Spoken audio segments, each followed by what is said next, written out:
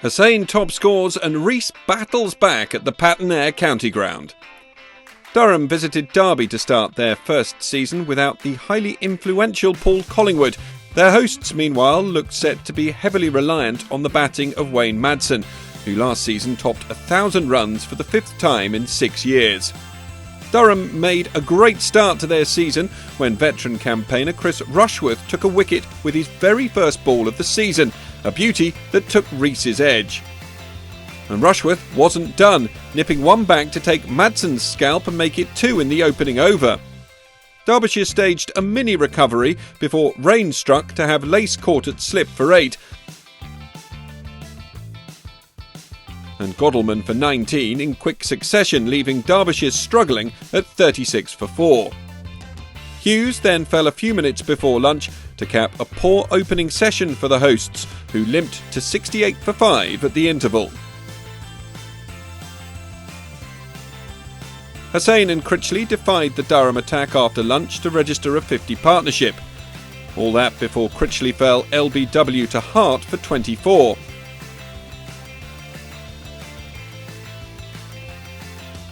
Hussain brought up the 50 partnership with Dahl before Dahl edged through to the wicketkeeper. Van Beek and Palladino didn't hang around for very long before both were bowled.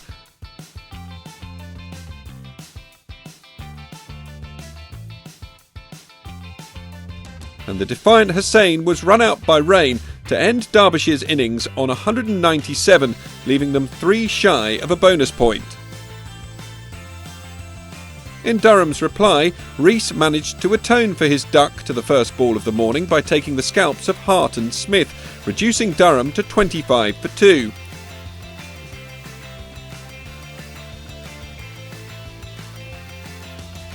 Overseas signing Van Beek then struck with his second ball as Richardson top-edged a pull shot to leave Durham 41 for 3 at stumps.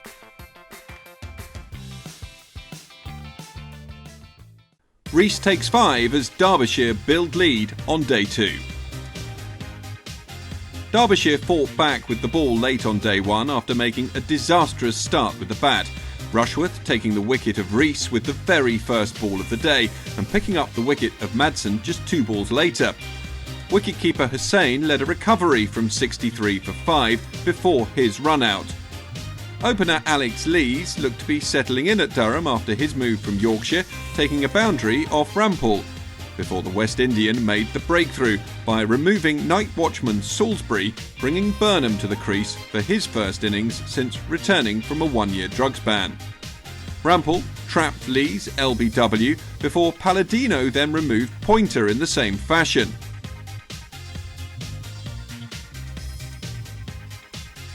As Burnham looked to be settling in after lunch, he shaped to cut a ball that wasn't quite wide enough and he edged Reece through to the keeper. His partner Travaskis fell to Rampal in the very next over, leaving Durham in the mire at 144 for 8. Lewis Reece returned to complete his comeback from his travails of day 1, wrapping up the Durham innings and completing his 5-wicket haul in the process when rain skied a ball into the leg side and Lace took the catch.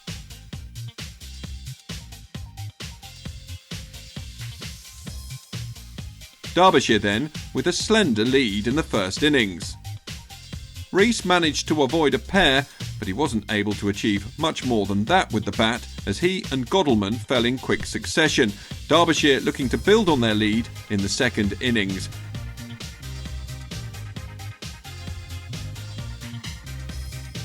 Madsen and Lace steadied the ship after tea and started to build a lead for their team before Madsen fell for 30 as an edge from a Salisbury delivery was superbly held by Lees at second slip. Lace took Derbyshire to an excellent lead of 133 with 7 wickets still in hand before bad light eventually ended play. Durham face a mountainous climb after Hussain scores his second 50 of the match. Lewis Reece completed his comeback from his opening ball of the season duck by taking 5 wickets in Durham's reply, allowing Derbyshire to establish an excellent advantage by the end of day 2. Lees top scored with 32 as Durham could only score 171 all out, a deficit of 26 on the first innings. It didn't take Lace long to reach a maiden 50 in first-class cricket with a lovely drive through the covers, bringing him 3. Lace and Hughes patiently built their partnership as they looked to bat their team into an unassailable position in the game. They posted a 50 stand together before Lace was caught driving at a wide one from Hart, Richardson taking the catch at second slip. Hughes was joined by Derbyshire's first innings hero, Harvey Hussain, and they pressed on towards the lunch break in positive fashion.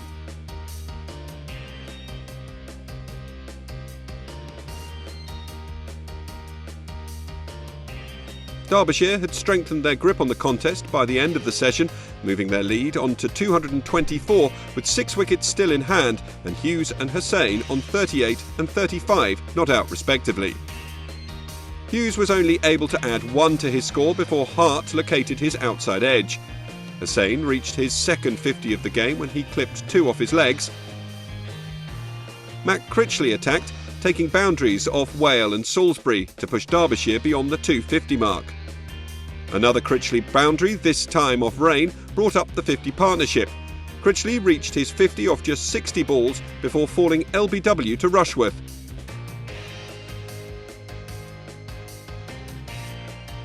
Before Hussain fell to Travaskis, caught by Lees at first slip.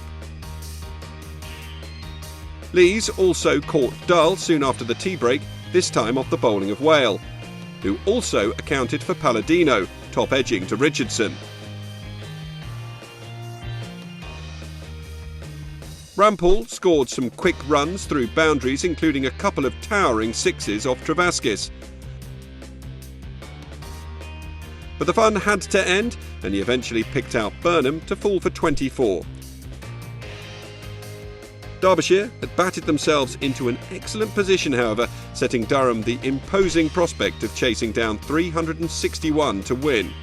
But Durham were able at least to reach the close without loss at 10 for no wicket.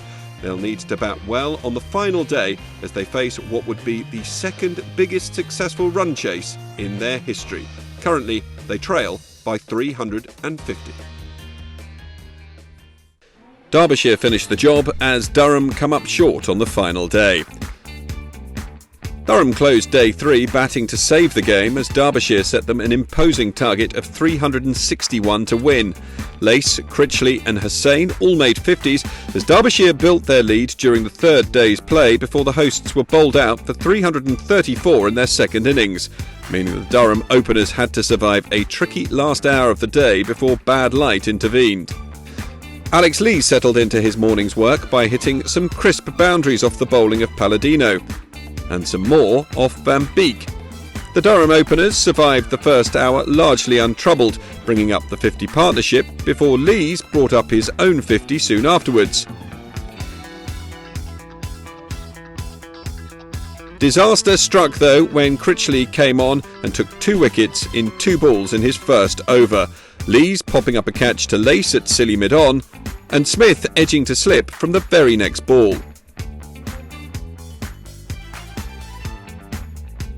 Durham recovered to reach 101 for 2 at the lunch interval, with Hart still there on 37. Richardson fell just after lunch, clean bowled by one that kept low from Rampal to fall for just 5 from 35 balls. Hart kept going in partnership with Burnham and brought up his 50, a battling knock off 164 balls. Burnham took Durham to 150 with a 4 off Van Beek before hooking the next ball for 6. And Hart got in on the act by crashing Madsen over the boundary for a 6 of his own. Madsen had the last laugh, however, when Burnham went for 1 shot too many and Van Beek took a brilliant catch at mid-wicket. 1 wicket brought 2 for Derbyshire, when in the next over Van Beek clean bowled Hart, the Durham opener falling for a stoic 69 off 215 balls. The score had only advanced by 1 when Van Beek struck again, with Pointer feathering through to the keeper. The end seemed to be coming quickly for Durham when Rain was caught and bowled by Critchley, and then later in the same over, Whale was run out by a brilliant throw from Reece. Salisbury was able to bring up the Durham 200 with a 4 off Rampal, but he wasn't able to last much longer before edging the same bowler to Madsen at slip.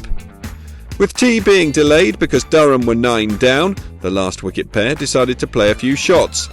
But the fun had to end, and Reece was able to wrap up the win when he pinned Rushworth LBW. Durham eventually finishing on 235 all out to give Derbyshire a hard-fought and comprehensive win by 125 runs, completing an excellent comeback from losing 2 wickets in the very first over of the game. Derbyshire into second with 19 points from the fixture, Durham together with Sussex on just 3.